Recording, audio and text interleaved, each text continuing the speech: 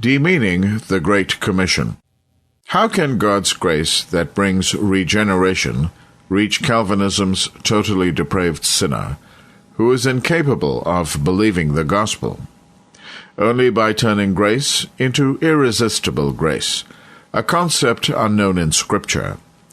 Since man is allegedly unable to believe on Christ, salvation must be imposed upon him without his first believing the gospel.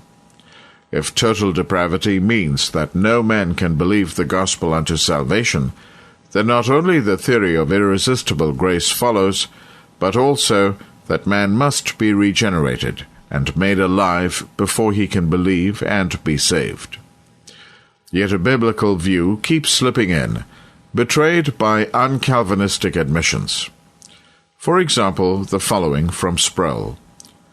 Once Luther grasped the teaching of Paul in Romans, he was reborn. This slip of the pen contradicts the claim that one must first be regenerated, and only then can the gospel be understood and believed. Which is it? We are reborn, regenerated, before we can believe the gospel, or through believing the gospel.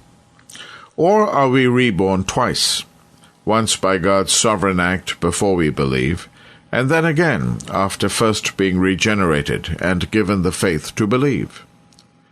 In contrast, the Bible repeatedly declares in the plainest language and in numerous passages that no man can be changed from unrepentant sinner to child of God without from the heart believing the gospel, and, as a result of believing, being born of the Spirit of God.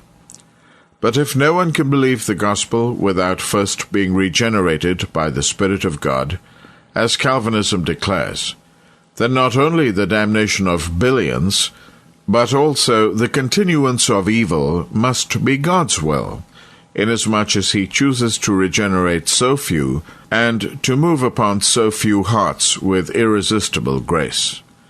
The Bible, reason, and conscience are all outraged.